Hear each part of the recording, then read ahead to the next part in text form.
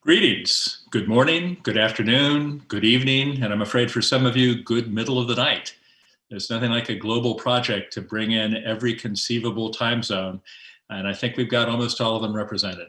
My name is Hank Greely. I'm a law professor at Stanford, and I have the honor of chairing the Ethical, Legal, and Social Implications Committee of the Earth Biogenome Project.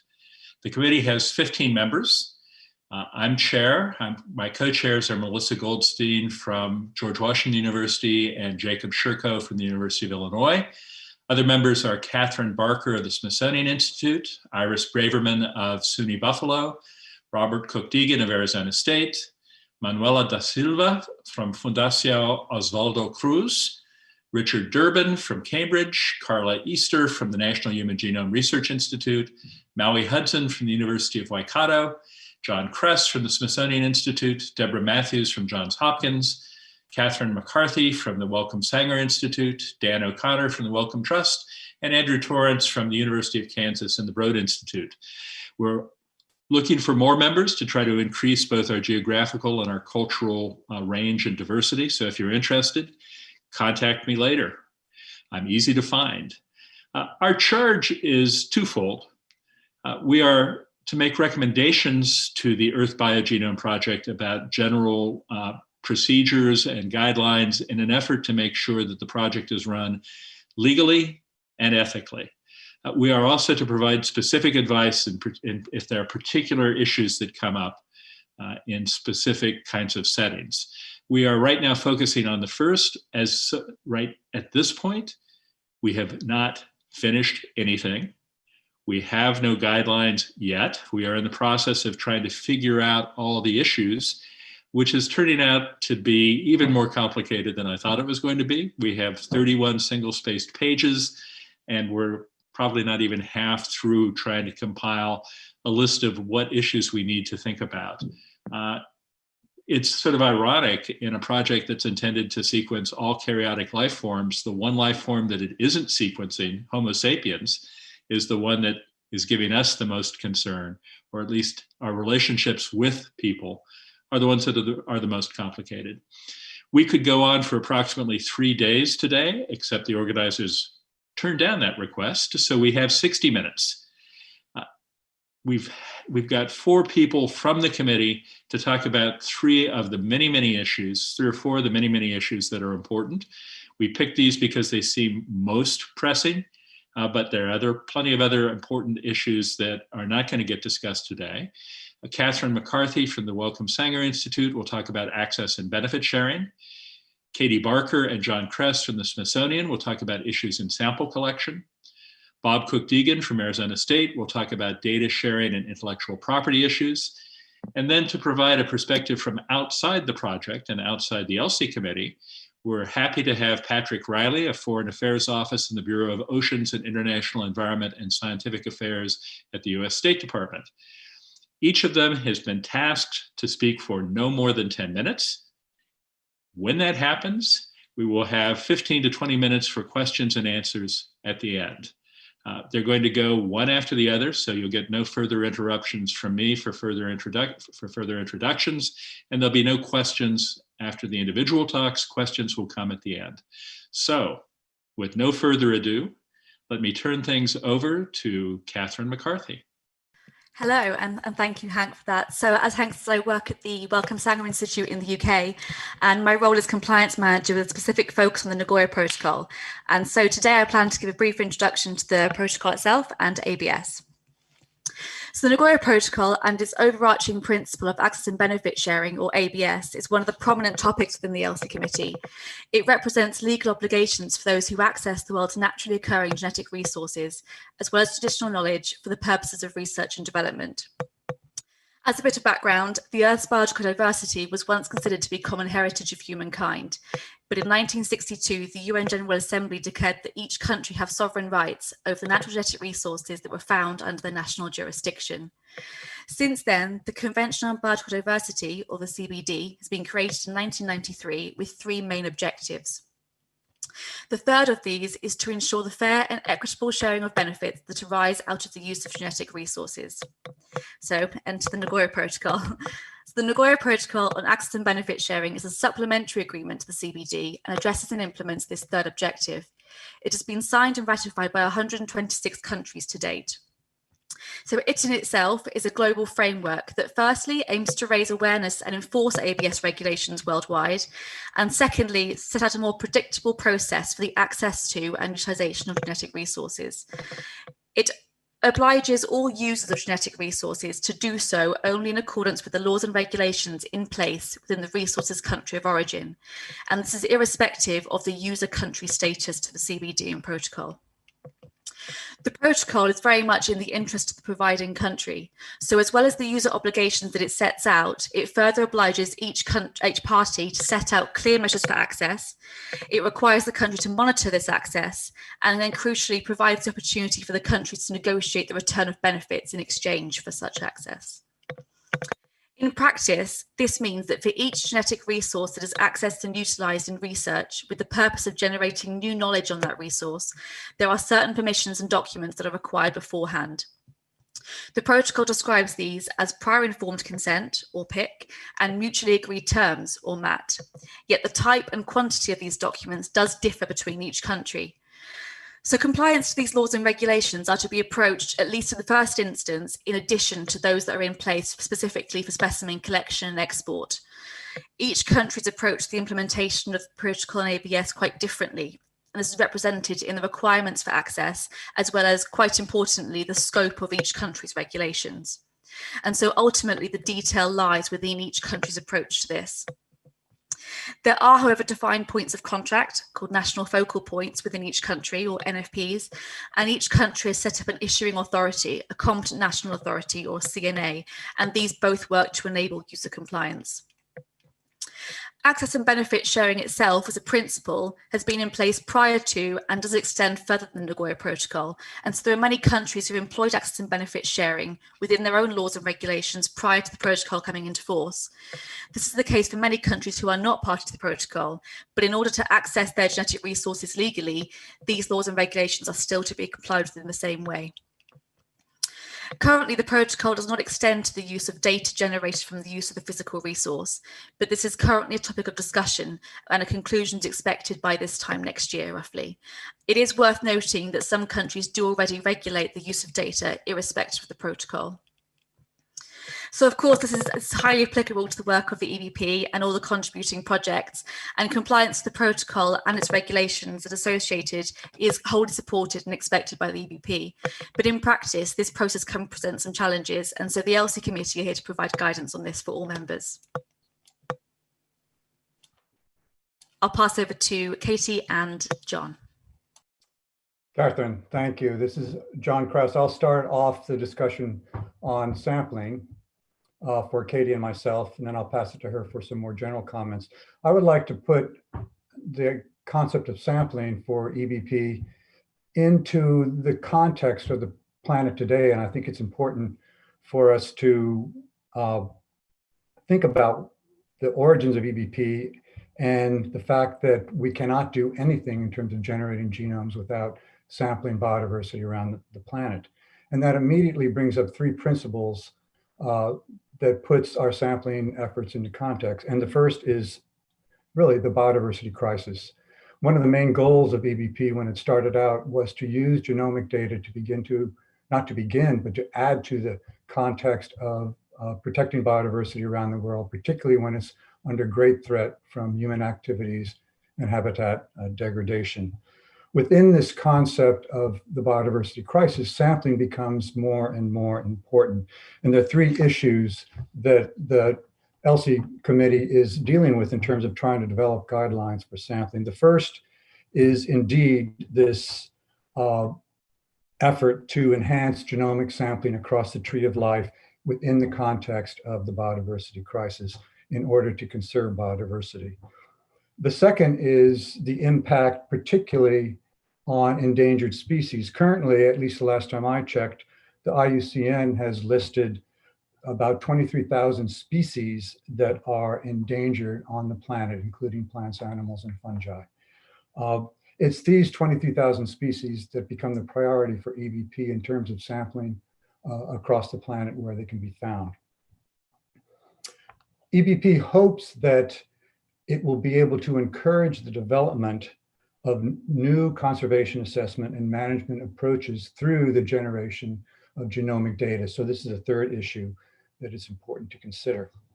And finally, some of you may be aware that there is an effort to use genomic data now to essentially look at reestablishing species that have been severely degraded or even gone extinct. This idea of de-extinction is obviously not universally accepted by scientists and conservation biologists around the world. And EBP, through ELSI and through its activities, hopes to be able to address this issue and promote discussion about this issue, but not support it or not denigrate it. Now, the second principle that we are approaching sampling in is avoiding all ecological harm through the sampling of biodiversity, whether it's in the oceans, whether it's terrestrial, whether it's in the atmosphere.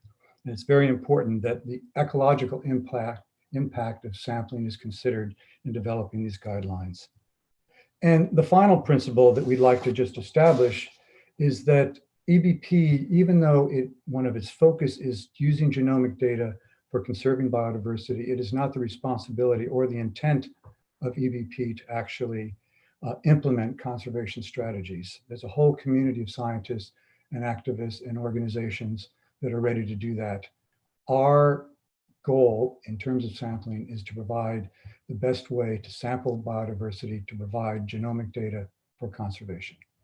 Now, with that background and context, I'm going to pass it on to Katie Barker to talk about specific issues around sampling, genomic sampling in EBP. Thanks, Katie? John. Thanks. So our sampling guidelines, John and I did some background research and literature review and tried to look at what existing resources were out there to provide some guidance for those that are going out and collecting new samples. A lot of what we pulled from were existing collection and society guidelines, such as the ISBR best practices, the CTAF code of conduct, the GGBN best practices, and the GGBN code of conduct, and many others that you guys are all very well aware of, I'm sure. So we broke up our sections into specimen provenance, dealing with widely distributed species, methods for sampling, and third-party collections. And so for provenance of specimens, we really want to focus on guidance for acquiring biological material and ensuring that that biological material has proper documentation. So permits, prior informed consent, mutually agreed terms, material transfer agreements. And that section is also divided up into record keeping. So how do you track the origin of samples and how do you trace material within a collection once you have the samples themselves? All best practices, which I'm sure many of you are already practicing. And then we get into widely distributed species. So just how do you choose what species to collect and where to collect, and ensuring that field work is carried out in accordance with national laws and regulations. And we also want to emphasize that field work is done as part of a collaboration when possible. So you really want to include local, national, and regional researchers and field hands. Also, we have a section on what do you do when you're outside of national jurisdictions. And really the key here is that any ethical standards and best practices that apply to sampling and sequencing of material in areas with national jurisdictions, we want to apply them to international jurisdictions as well, or those that are outside the national jurisdictions. And then we get into methods of sampling. So how do you sample in a humane way? How do you sample? How does sampling methods happen based on the taxa that you're working with? So for humane sampling, we've really pulled from guidance from ISBR and many like the 5 freedoms concept and the principles of humane experimental technique. And then variations by taxon, there's a lot of guidelines out there. There's ones that are published for amphibians, reptiles, birds, and fishes from the Society for the Study of Amphibians and Reptiles ethics statement, the American Society of Ichthyologists and Herpetologists animal care guidelines, and I can go on and on. So once we have this all together, you can read all these great background resources.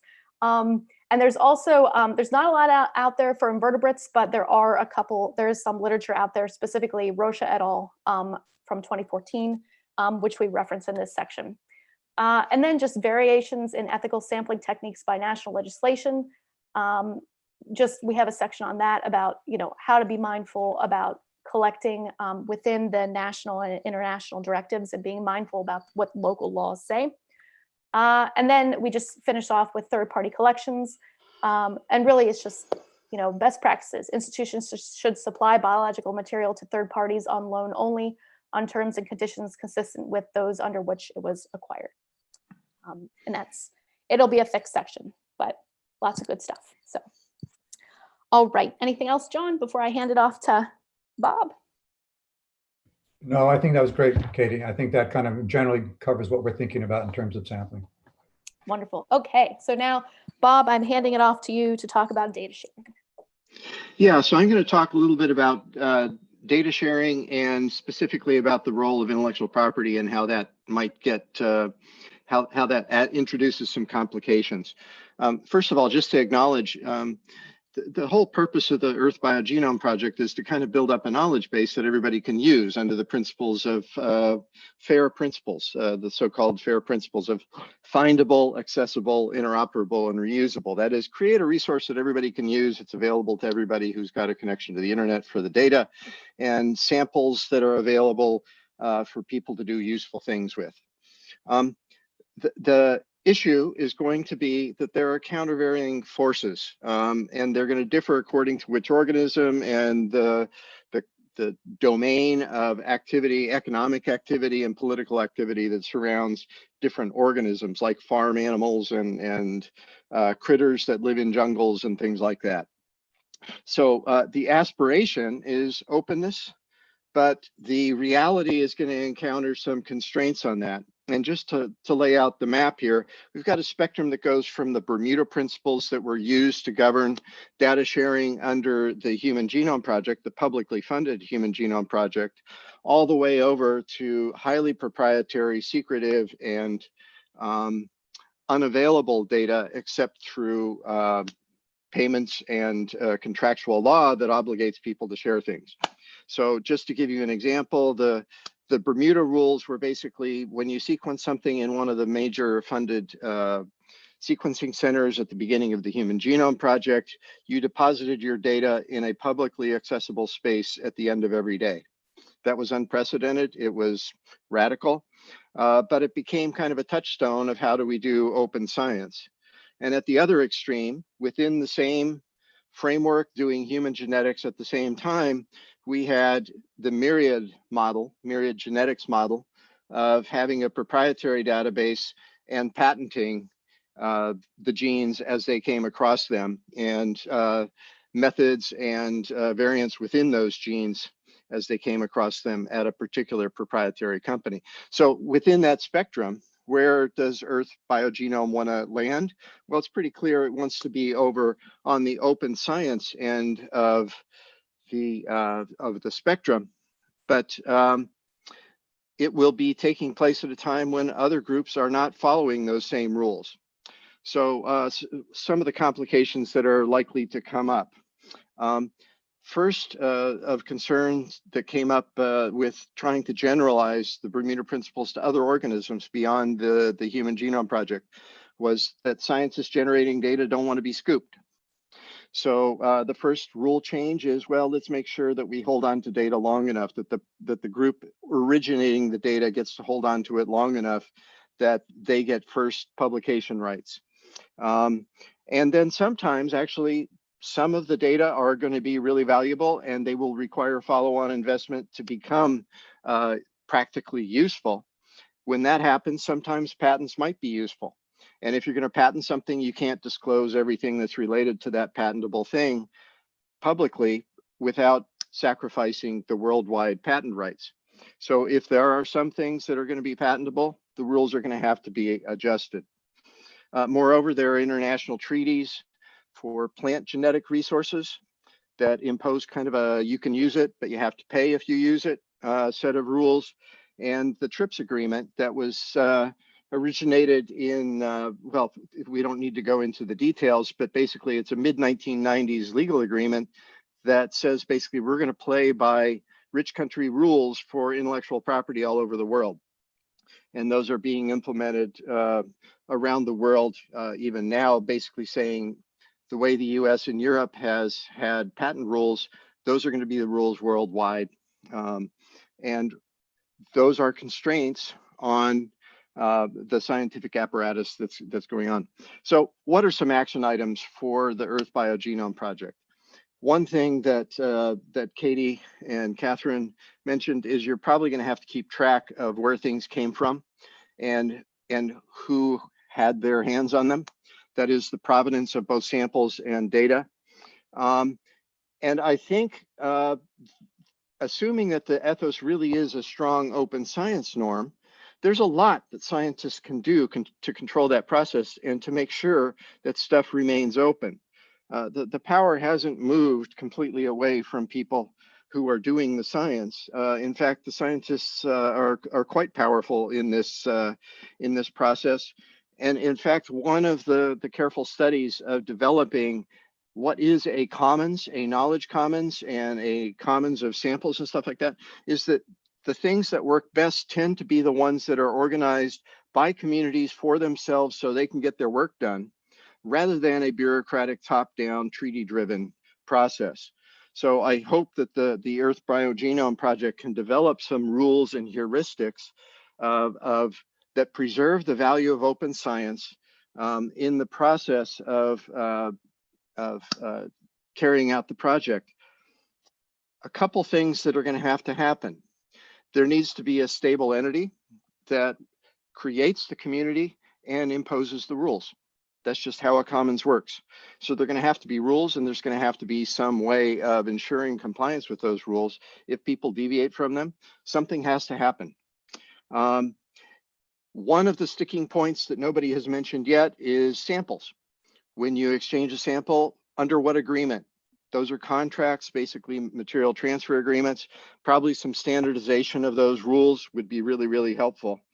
And then finally, the overarching goal of a lot of this international law is to make sure that things are fair at the end of the day, so that biotechnology and biogenomics does not become yet another instance of colonialism. That is, to make sure that benefits are widely shared. For an open resource, you don't have to worry too much about that, except that those resources tend to be housed in rich countries, big computers and the internet access. And moreover, the need for this information is global, but the funding streams tend to be national. So that's going to be an issue that the Earth Biogenome organizers have to confront. And I'll stop there. And I'll pass it on to Patrick. Thank you very much, Bob. And I'd like to thank the Biogenome for inviting me to participate. I am not a scientist, as Hank mentioned. I am a foreign affairs officer with the U.S. State Department. So I am a part of those top-down treaty negotiations and bureaucracy. So I apologize, Bob. I want to continue on a little bit to offer a bit of a 30,000-foot perspective on the Nagoya Protocol that Catherine introduced and some of the discussions that Bob just talked about where we're going with regards to samples and DSI and genetic resources. So as Catherine so eloquently described, all of the different rules for Nagoya, what should be noted is that the Nagoya Protocol does not specify exactly how parties should go about providing terms for access or benefit sharing of genetic resources. Each country gets to design and implement their own ABS regulations. So in practice, this means there's a very, very wide variation of what terms and conditions you as scientists may have to meet when pursuing access and using genetic resources in different countries. And even if the country where you are personally based is not a party to the Nagoya Protocol, if you collected genetic resources in a country that is, you will need to provide a certificate of compliance to do business in countries that are, like the European Union. So in reality, almost every collection of genetic resources globally will require a certificate of compliance to ensure sale in the European Union. Countries should bear in mind, and when we talk to countries about how they set up their own access and benefit sharing rules, we push them to bear in mind that access is just as critical as benefits, that access is critical to scientific research, and that there is no benefits if you do not provide access. As Bob mentioned with the MTAs, the United States government, of which I'm a part, recommends that MTAs are consistent with commercial practice, that the mutually agreed upon terms between the provider and recipient are the most effective way to conduct negotiations rather than implementation from the provider. And we support benefit sharing that does not impede access to genetic resources and has transparent conditions that are not unreasonable or unduly burdensome. So that's trying to help you guys out. Not all benefits need to be monetary. And that's, I think, a big thing that we often miss in the discussion of the Nagoya Protocol is not simply how much cash is transferred globally, but there's other non-monetary benefits. They're especially important in terms of contributing to conservation and sustainable use, as the Earth Biogenome Project is doing, and the broader benefits that come to society from research and development using genetic resources. For example, food security is increased from the development of more productive and resilient crop varieties. Working with local collaborators, developing international networks, and training students is also another critical non-monetary benefit of research. But as Catherine mentioned, any country has the authority to set up a system for access and benefit sharing for genetic resources, whether they are party to the Nagoya Protocol or not. And as with any complex international agreement with over 126 different implementing systems, there are some issues with the Nagoya Protocol. There are disagreements, for instance, about whether or how the Nagoya Protocol applies to material collected before it entered into force or before a country became a party to it. Whether or how the Nagoya Protocol applies to materials in ex situ collections. Whether or how the Nagoya Protocol applies to pathogens. And whether genetic resource data and other information related to the physical genetic resource are covered by the Nagoya Protocol, as Catherine mentioned. And in the US government view, information is not equivalent to physical material, and therefore the Nagoya Protocol does not cover access and use of genetic sequence data. However, that is not the view of all countries, and so you need to check with your local national focal point to ensure that it is. Now, I want to take a step back and talk a little bit about the issue that Bob talked about with regard to global discussions around the use and global norms and rules surrounding digital sequence information and genetic sequence data.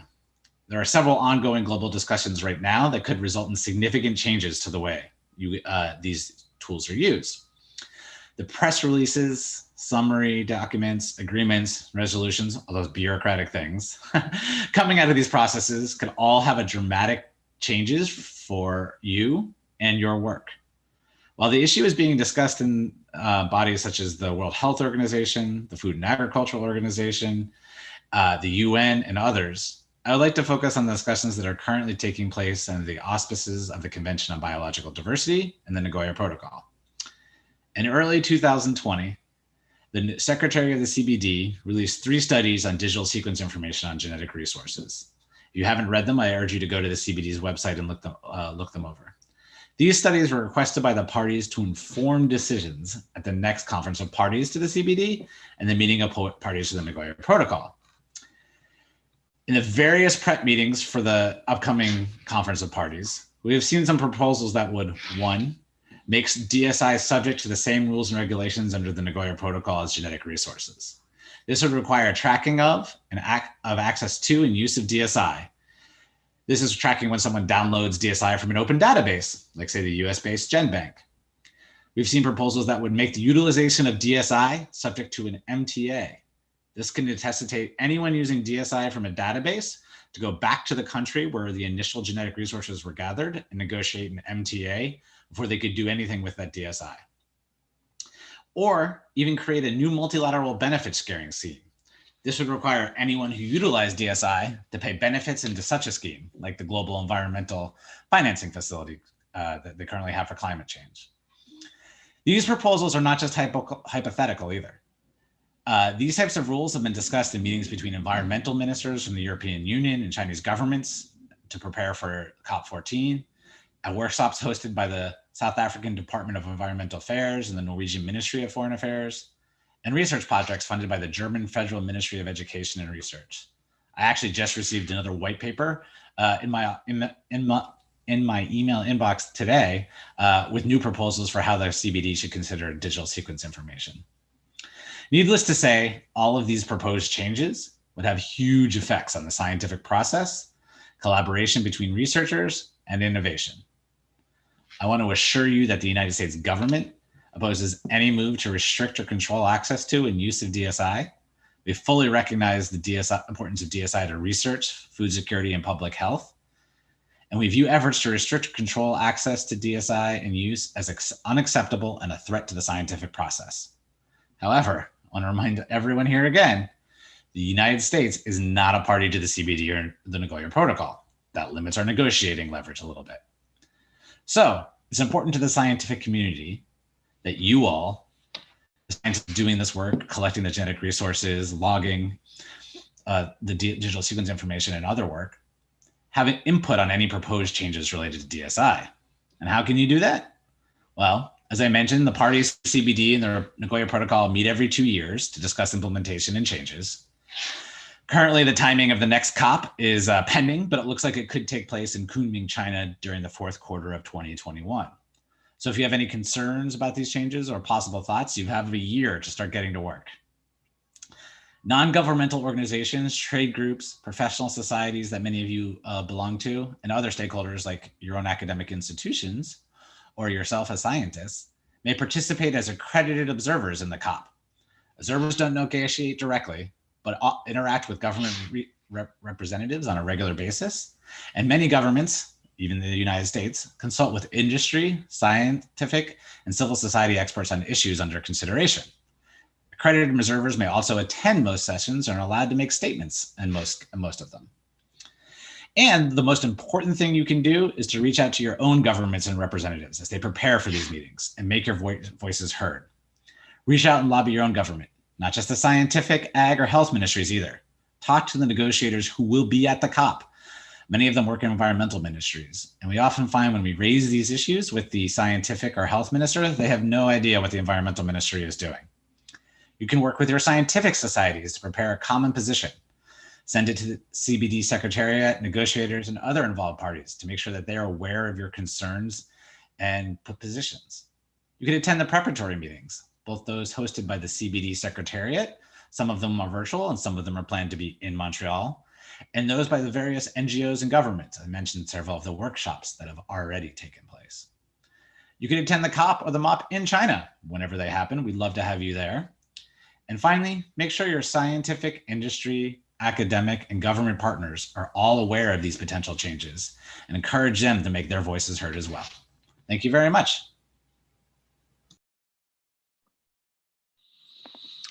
All right, well, I think I'm back. This is my 36th year as an academic, and it is the strangest year I've ever had as an academic, or strangest year I've ever lived through.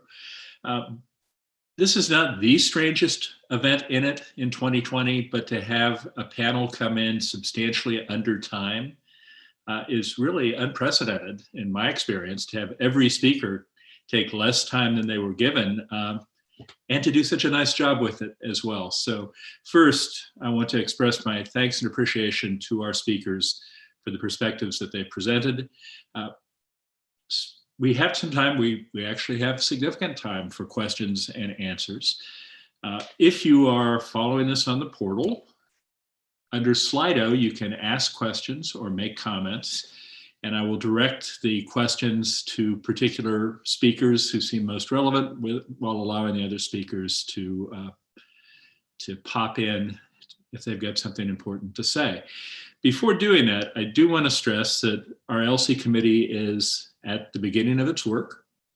Our goal is to provide recommendations and guidance to the EBP. Our goal is also to create some publications that lay out what our thinking is and what we think the EBP should go forward with. None of that has been done yet. We're still in the information gathering, issue spotting, crawling through the weeds part of the work, but you should expect to see more from us as we go forward. Let's get everybody's cameras on for the Q&A. So Katie, Catherine, Okay, good. So we have one, I think it's more of a comment than a question, but I'll throw it out there. And it's what I'll just state it. It is interesting to see the view on NP-ABS from the US, which is not a party to the CBD, but it would be good to see opinions from biodiversity-rich parties. I certainly agree with that. We had time limits and space and limits on the number of people we could have talk. Anybody want to say anything about other countries and their views? Catherine. I could add here that another member of the committee is Manuela da Silva, and she is from Brazil, which has their own Brazilian biodiversity law, and she has also helped draft the guidance document that we as a committee are drafting, and so her views are very much at the forefront of that section.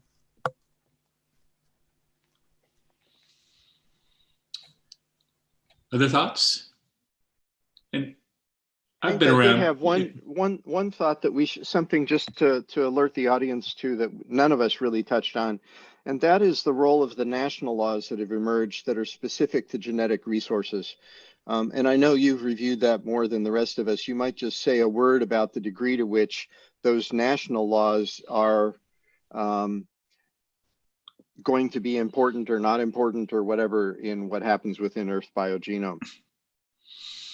Well, I think part of what makes this such an amazingly complicated process is the existence of roughly 200 different jurisdictions, as well as various international treaties, and they're not all going to be consistent with each other.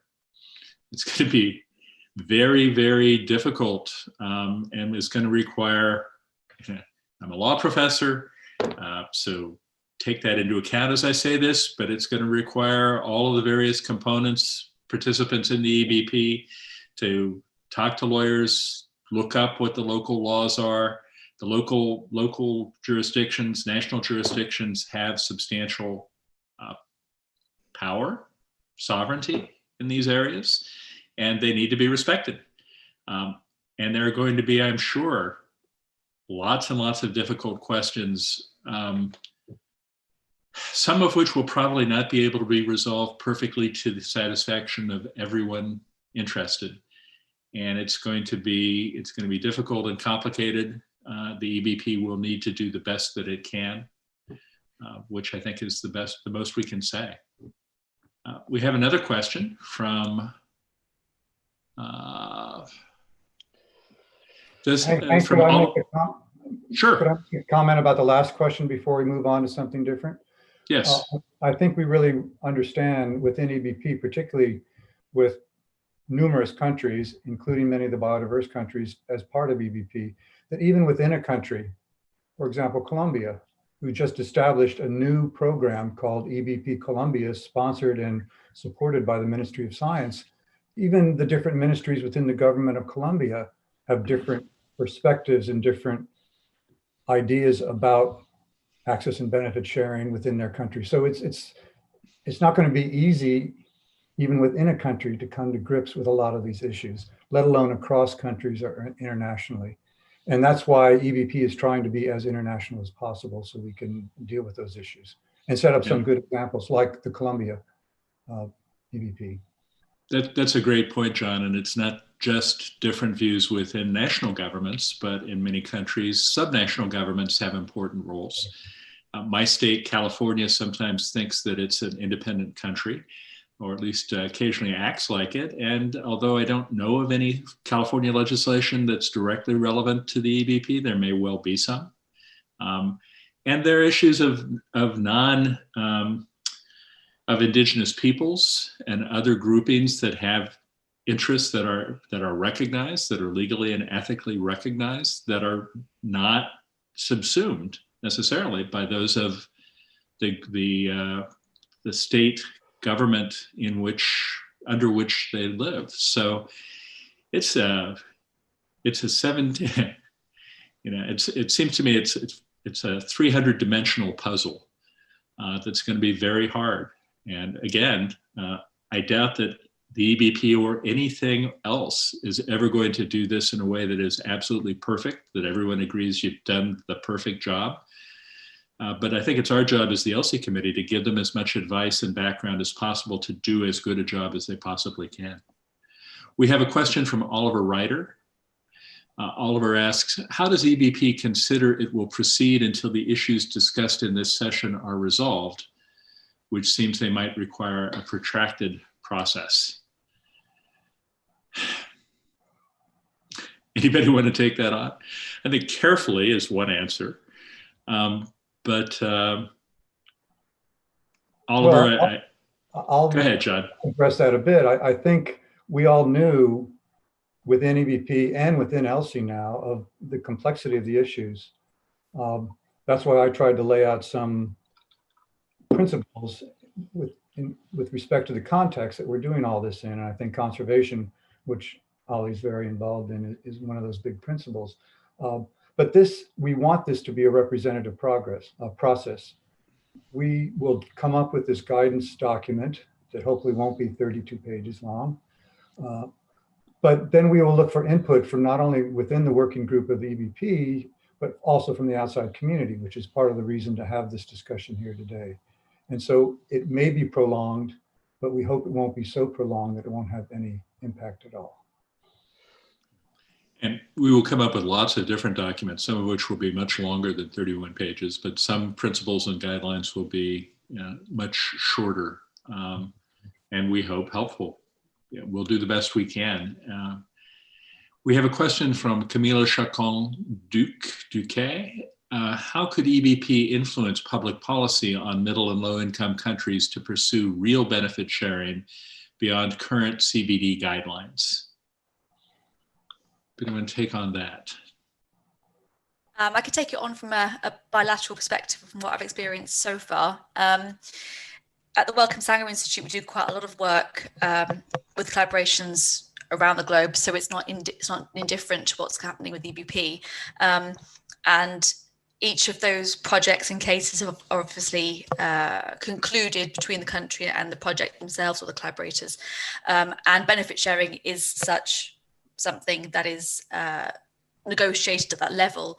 And so in terms of influence, it's very much what the project or the institute or the establishment is able to provide or negotiate terms in order to ensure that further down the line, those benefits can be directed back to the country. And so for the EBP, I'm sure very similarly, that will work in a similar way. Currently, we have no guidelines as to what the EBP is happy to provide as benefits or would support, but that will be something that would be coming through the document, I assume. And it also works with the establishments that are involved, and so those conducting the research will also be involved in that. I'd also like to say, I think this may have presented a somewhat more alarming perspective than a lot of the actual work will take place. As Catherine mentioned, the Nagoya protocols are implemented in very different ways globally. So you have some countries like India where they have a very standard process that has very rigorous consultation throughout their government and local governments and other places. And then you have some countries where you simply email the national focal point, tell them you're going to do this, ask for permission, and they say fine. And that email will serve as your certificate of compliance. So there are 126 different systems for this. Even within the EU, which has overarching guidelines for all its member states, there are individual member state implementations of those Nagoya guidelines under the EU guidelines. So it's not always quite as bureaucrat-laden stamps with everyone as it goes. And I would also say that I really hope this committee and this group and these scientists really focus on the non-monetary benefit system. I think the scientific process that you all are undertaking is of great interest to humankind and scientific knowledge. And so consider ways in which you can help boost the local scientific knowledge, your local partners, local publications, local laboratories, working together, sometimes tech transfer, collaboration, rather than simply the payout of monetary benefits in cash. I'd really like to endorse what Patrick just said about capacity building. I mean, this is a great opportunity to help countries all over the world build their capacity to do this kind of work, both with the physical layout for the capacity, but also with the kinds of collaborations, networks, links with scientists to help get them better linked into the scientific world. Things that I think the EBP, we are certainly aware of in the ELSI committee, and that I hope the EBP will really encourage. We have a question. It looks like the USA is not a signatory to the Nagoya Protocol. Does this have any impact on the EBP? Let me first note, before turning that over to somebody else, that the EBP is not a US project. I mean, it is a US project, but it's also a British project and a Brazilian project. And it's a project of scientists from around the world. And I think it is our hope that ultimately it will be a project that has participants from every jurisdiction on Earth. So we're not an American project, although certainly there are a lot of Americans involved. Anybody want to comment on whether there are implications that from the US non-membership in the CBD for EBP? Well, I think I would say, sorry, there's mowers behind me. I would say whether you're from the United States or not, it depends on where are you collecting your samples, where are your samples from? And so you absolutely must follow the regulations and the laws and the guidelines in the country where those samples are coming from. So we're all affected by Nagoya, whether the United States is a signatory or not, I think is one of the main points. Mm-hmm. So I misheard you a little bit, Katie. You said there were mowers behind you. I heard you say there were MOAs behind Mowers. And I thought MOAs, that would be really a fascinating bit of biodiversity for us to collect. We do have a member of our committee from New Zealand. I don't think they've found any living MOAs lately, but it's something to think about and look into. We have a question from one panelist to another. Bob, you want to just go ahead and ask your question? Yeah, I wanted to take advantage of the fact that we have Patrick on the call, because I think this complicated apparatus it's kind of hard to steer through, and I know that I've got lots of questions about it. So I'm wondering, is there a particular model that the leadership of the Earth Biogenome Project could think of as a model for making sure that what happens at these meetings about the Nagoya Protocol and the Biodiversity Treaty in particular, but the other treaties that are also relevant, the Plant Genetic Resources Treaty and other international agreements, is there a particular model of being particularly effective? If you were in the position of John or one of the other leaders of this project, are there specific steps that you could take or specific models that we could be using to make sure that the voices of the folks involved in EBP are being heard? Oh, that's a wonderful question, and I appreciate it very much. I would say what we've found to be most helpful is simply awareness raising of the concerns of the scientific community with the people who will be negotiating in China. And that is often, that is most likely going to be the environmental ministries. The United States sends a huge delegation. I think we're around 30 people, and that includes people from our Forest Service and our US Department of Agriculture. But most of the delegations that will be attending the COP are going to be 2 or 3 people from the environmental ministry.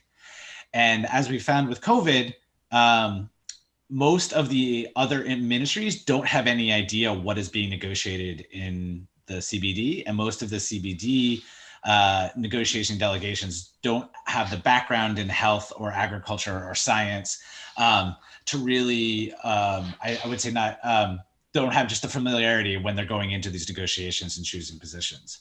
So I would say what the EBP could do is work very closely with in the countries. I know, as Hank mentioned, this is an international effort.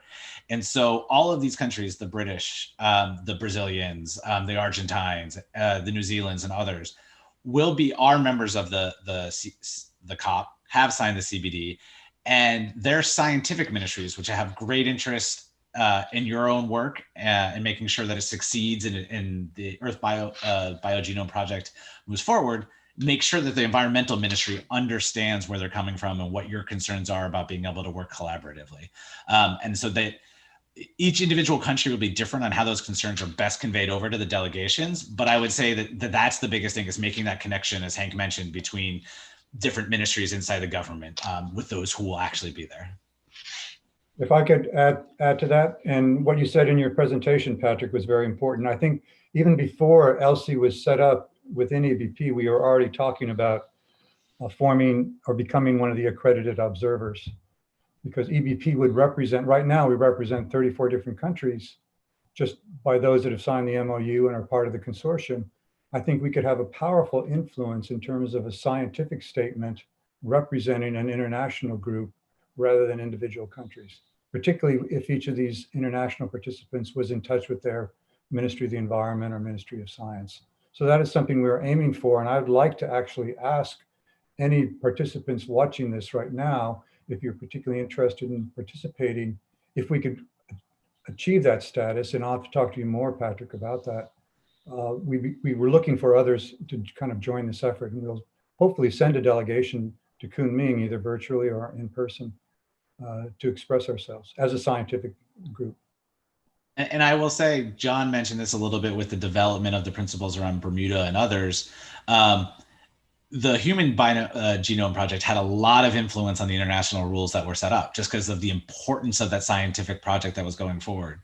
I think the importance of the Earth Biogenome Project could have the same influence on these debates, given the role and the purpose of what you guys are undertaking.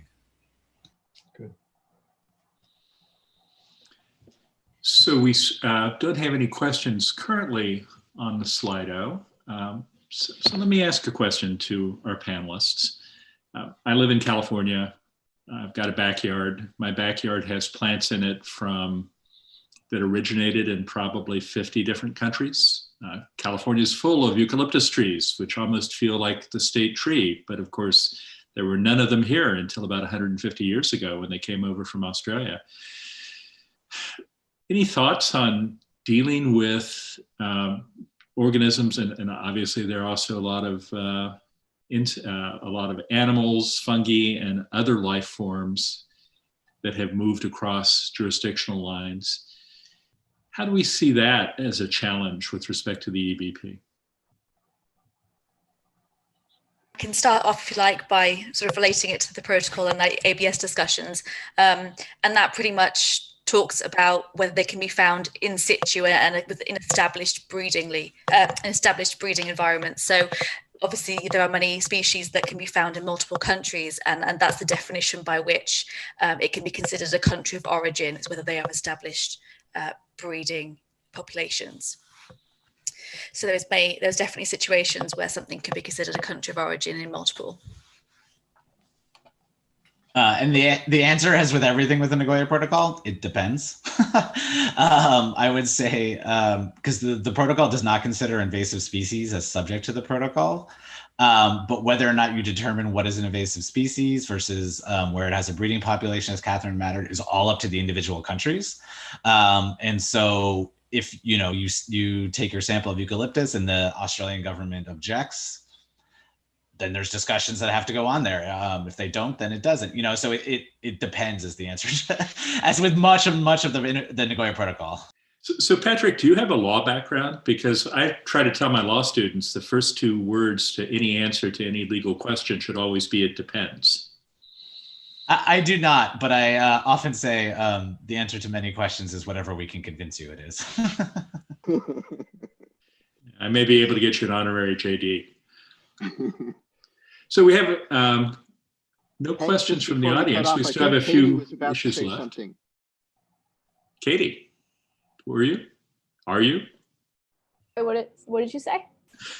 I just thought you were about to raise your hand at the end of the last question. Oh, yes, okay, I was about to raise my hand at the end of the last question, and I don't remember what it's about right now, but it might come back to me. Okay, well, we still have I would say the other interesting thing that I would be very interested to hear Catherine's perspective on is, what are you guys considering about environmental DNA? Because I know many of your samples you're collecting will have these types of species or signatures in the DSI present. And so it's a very complicated issue as well under Nagoya. Sorry, I understood your question correctly. So more about the data or about the sort of associated material? No, so the environmental DNA that is often present when collecting anything. So, you know, the microbes present on your leaf or your others that are going to be considered. In terms of the protocol and sort of compliance matters is the sort of area that I've been working with the program on. And the protocol specifically, it's we've detailed quite specifically what we intend to collect or intend to sample, and that would be across the board of any sort of permit or license, whether that be national or international. And so that specificity, I think, is quite important to cover. As you say, there's accidental collections. In terms of how they deal with that data-wise and separating that out, I'm not sure how they're going about doing that. Mark Blackstone might be best placed to answer that question. But I believe that every provider to the Darwin Tree of Life program are experts in their field. And so as very much as possible, the samples are dealt with in that respect at the participating collaborator before they're sent on to us. I think it's a great question, Patrick. And there is obviously increasing interest in just trawling and collecting lots and lots of DNA and then trying to figure out what it means without necessarily having the organism that the DNA came from as part of your sample. And I think that's one of the things we're going to have to deal with. John, was that you? Yes, I was going to just make a statement that one of the collecting or sampling objectives of EBP, we think about it as a phylogenetic sampling, that we're going to sample across all 9,300 families and then genera and then finally species. But the other strategy that EBP has laid out from the very beginning is what it's calling bioobservatories. And if we want to use genomic data to actually understand interactions between species, we're going to have to go into specific environments and sample everything in that environment and look at the genomes of all the plants, animals, fungi, microorganisms, let's say in a single hectare forest in Costa Rica or Oregon or Virginia or wherever. That's going to open up a whole new issue of how we sample that, how we voucher it, how we get permission, where that's done, what benefits and access are going to be applied with that. But that's a really second prong of this sampling strategy of EBP. So it's something that we'll have to consider down the line. And EBP itself is focusing on eukaryotic organisms, but 90% plus of the world's both biomass and number of species are in prokaryotes of one sort or another, and those are necessarily going to be present in any sort of environmental sampling, and probably will be present in organism sampling as part of the microbiome of the various things that get sampled. Division between eukaryotic and non-eukaryotic genomes is going to be tricky. Well, we've got just 2 minutes left. John is here kind of in dual capacities. He's a working member of the LC committee, but he's also a leading member of the EBP leadership. Let me give you the last 2 minutes, John, from the perspective of EBP leadership. Well, this goes obviously beyond LC. I mean, LC is extremely important for us to actually move ahead in an international way. But I think EBP is particularly interested and focused on expanding internationally as much as possible. We all understand that biodiversity is not constant, even though it may be concentrated in certain ways in some countries, it spans the earth. And as I tried to say in my opening comments, that EBP was formulated or launched within the biodiversity crisis, which every report we get only emphasizes that more and more. So it puts a little bit of a time element, a temporal element on how fast we move forward. And I think we all want to move faster every day, and every species that becomes endangered or becomes threatened in some way or even becomes extinct makes what EBP is doing even more relevant and more important to not only just biodiversity in local communities, but the bioeconomy, biosecurity, all the other things that governments as well as local communities are interested in. So I think I could just end on that note, that we are looking to move forward as fast as we can. And I think this conference is just one great example of that with 3,000 participants. So I have to say that when I was first approached about the EBP, I thought, what an amazingly wonderful idea, how complicated, how important. And then as I've been getting more and more involved in the ELSI issues, how fascinating, deep, and important they are. I hope you listeners viewers have concluded the same thing. I think this is just amazingly exciting. Part of why this is such an exciting time to be alive. If you want to learn more about it, go to the EBP website. If you want to talk specifically about ELSI issues, my email address is hgreely@stanford.edu. Happy to take comments, suggestions, etc.